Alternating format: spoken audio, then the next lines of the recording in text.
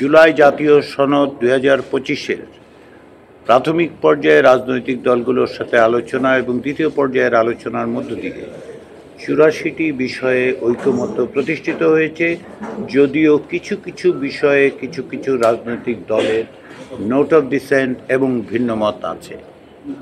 এগুলোকে অন্তর্ভুক্ত করেই জুলাই জাতীয় সনদ প্রণয়ন করা হয়েছে।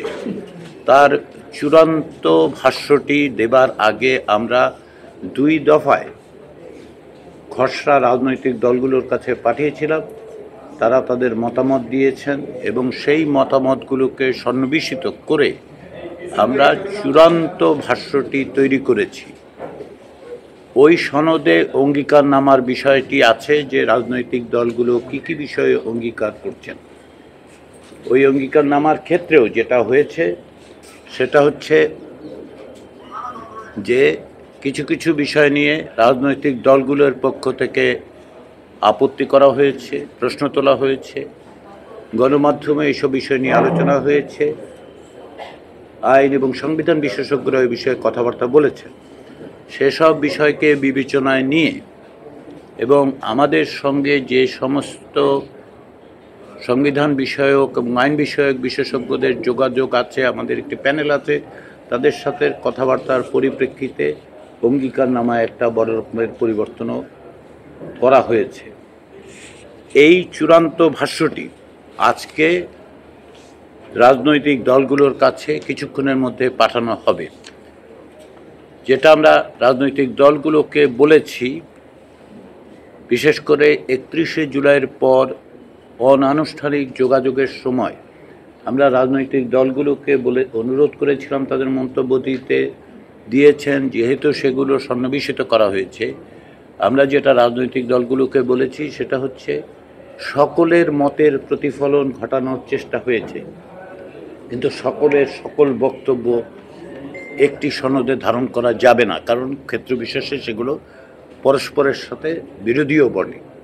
রাজনৈতিক দলগুলো তাদের অবস্থান থেকে বলেছে, কিন্তু আমরা 2 দফায় এই খসড়ার মধ্যে দিয়ে কম বেশি এক জায়গায় আসতে পেরেছি বলে আমাদের মনে হয়েছে। তারই ভিত্তিতে আমরা এখন চূড়ান্ত ভাষ্যটি আজকে সকল রাজনৈতিক দলের কাছে পাঠিয়ে দিচ্ছি এবং আগামী 13 তারিখের মধ্যে তাদের প্রতি অনুরোধ করা হয়েছে যে আগামী 13 তারিখের মধ্যে তারা যেন তাদের দলের পক্ষ থেকে এই সনদে স্বাক্ষর করবেন এরকম 2 জন ব্যক্তির নাম আমাদের কাছে পাঠান।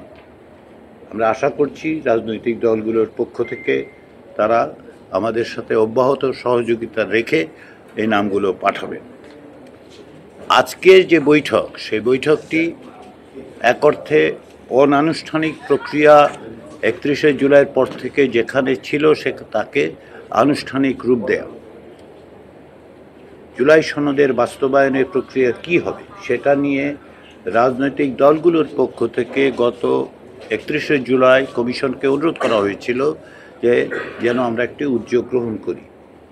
তারই ধারাবাহিকতায় আমরা রাজনৈতিক দলগুলোর সাথে কথাবার্তা বলেছি। আমরা 6 সদস্যের একটি বিশেষজ্ঞ প্যানেল তৈরি করেছিলাম এবং রাজনৈতিক দলগুলোর সাথে মৌখিক আলাপ আলোচনার পরিপ্রেক্ষিতে তাদেরকে আমরা অনুরোধ করেছিলাম তারা যেন সুস্পষ্ট সুনির্দিষ্টভাবে লিখিতভাবে আমাদেরকে মতামত দেন। তারা সেটা করেছেন। সবগুলো রাজনৈতিক দলের পক্ষ থেকে মতামত পাওয়া গেছে এবং এই দল এবং জোটগুলোর পক্ষ থেকে সনদ বাস্তবায়নের ক্ষেত্রে 6 ধরনের প্রস্তাব এসছে। একটি হচ্ছে পূর্ণাঙ্গ সনদ বা তার কিছু অংশ নিয়ে গণভোট অনুষ্ঠান। দ্বিতীয় হচ্ছে রাষ্ট্রপতির নির্বাহী ক্ষমতার বলে বিশেষ সাংবিধানিক আদেশে সনদ বাস্তবায়ন করা। 3, নির্বাচনের মধ্য দিয়ে একটি গণপরিষদ গঠনের মাধ্যমে প্রয়োজনীয় সাংবিধানিক ব্যবস্থা করা। চতুর্থত, ত্রয়োদশ সংসদে নির্বাচিত জনপ্রতিনিধিরা এই সনদ বাস্তবায়ন করবেন। পঞ্চম হচ্ছে সংসদকে সংবিধান সংস্কার সভারূপে প্রতিষ্ঠিত করে সনদের বিষয়গুলো সংবিধানে অন্তর্ভুক্ত করা। এবং ষষ্ঠ যেটা সেটা হচ্ছে সংবিধানের 106 অনুচ্ছেদ অনুযায়ী রাষ্ট্রপতির মাধ্যমে সুপ্রিম কোর্টের আপিল বিভাগের কাছে এই মর্মে মতামত চাওয়া যে অন্তর্বর্তী সরকার এই সনদ বাস্তবায়ন করতে পারবে কিনা। এগুলো হচ্ছে রাজনৈতিক দল এবং জোটগুলোর পক্ষ থেকে যে সমস্ত প্রস্তাব এসছে তার সার সংকলিত ভাষ্য।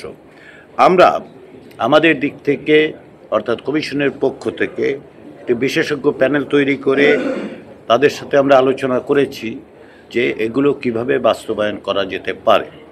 এক্ষেত্রে আমরা বিশেষজ্ঞ প্যানেলকে যে প্রশ্নটা বিবেচনা করতে বলেছি সেটা হচ্ছে অন্তর্বর্তী সরকারের পক্ষে কিভাবে সনদের বিভিন্ন বিষয় বাস্তবায়ন করা যেতে পারে। লক্ষ্য করুন, আমরা এই প্রশ্নটা করেছি এই সরকারের সময় কিভাবে বাস্তবায়ন করা যেতে পারে। সেদিক থেকে তারা আমাদেরকে প্রাথমিক পর্যায়ে 5টি পদ্ধতিতে বাস্তবায়নের জন্য সুপারিশ করেছিলেন। এগুলি হচ্ছে কিছু কিছু বিষয় অধ্যাদেশ, নির্বাহী আদেশ, গণভোট, বিশেষ সাংবিধানিক আদেশ এবং সংবিধানের 106 অনুচ্ছেদের মাধ্যমে সুপ্রিম কোর্টের মতামত চাওয়া। পরবর্তীতে আমরা রাজনৈতিক দলগুলোর পক্ষ থেকে যেসব প্রস্তাব দেওয়া হয়েছে সেগুলো আমরা বিশেষজ্ঞ প্যানেলের সঙ্গে শেয়ার করেছি, তাদেরকে জানিয়েছি, তারা বিবেচনা করেছেন। তারই ভিত্তিতে জুলাই জাতীয় সনদ 25-এ অন্তর্ভুক্ত হওয়া বিষয়সমূহ, যেগুলোর মধ্যে কিছু কিছু বিষয় নোট অফ ডিসেন্ট বা ভিন্ন মত আছে, সেগুলোকে তারা 4ভাবে বাস্তবায়ন করার জন্য পরামর্শ দিয়েছেন। এর একটি হচ্ছে অধ্যাদেশ জারি করা, দ্বিতীয় হচ্ছে নির্বাহী আদেশের মাধ্যমে বাস্তবায়ন, তৃতীয় হচ্ছে গণভোট, চতুর্থ হচ্ছে বিশেষ সাংবিধানিক আদেশ।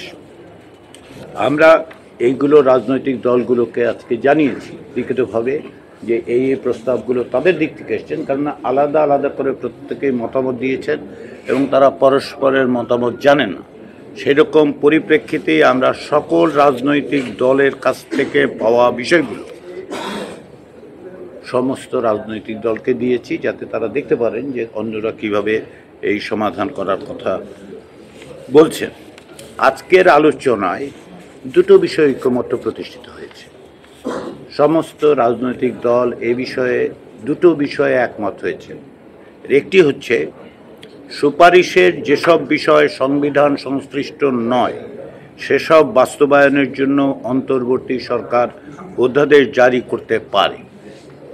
এক্ষেত্রে উল্লেখ্য যে সরকারের পক্ষ থেকে এই ধরনের কিছু বিষয়ে ইতিমধ্যে অধ্যাদেশ জারি করা হয়েছে এবং তা বাস্তবায়নের কাজ করা হচ্ছে। দ্বিতীয় যে বিষয়ে ঐকমত্য প্রতিষ্ঠিত হয়েছে সেটি হচ্ছে সুপারিশে যেসব বিষয় সরকারি বা সংশ্লিষ্ট কর্তৃপক্ষের আদেশ ও বিধি প্রণয়নের মাধ্যমে বাস্তবায়ন করা সম্ভব, সেগুলো অন্তর্বর্তী সরকার এবং সংশ্লিষ্ট কর্তৃপক্ষ বাস্তবায়ন করতে পারে।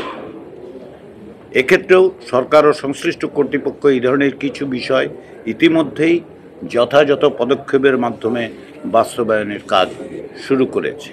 ফলে দুটো বিষয় আমরা দেখতে পাচ্ছি যে সংবিধান সংশ্লিষ্ট নয় এমন সব বিষয়গুলো এই সরকারের মাধ্যমে দ্রুততার সঙ্গে বাস্তবায়নের ব্যাপারে রাজনৈতিক দল এবং জোটগুলোর মধ্যে কোনো রকম ভিন্ন মত নেই, একটি সুস্পষ্ট ঐক্যমত আছে। প্রশ্ন হচ্ছে সাংবিধানিক বিষয়গুলো নিয়ে ঐকমত্য বা কী পথ তৈরি করা যাবে।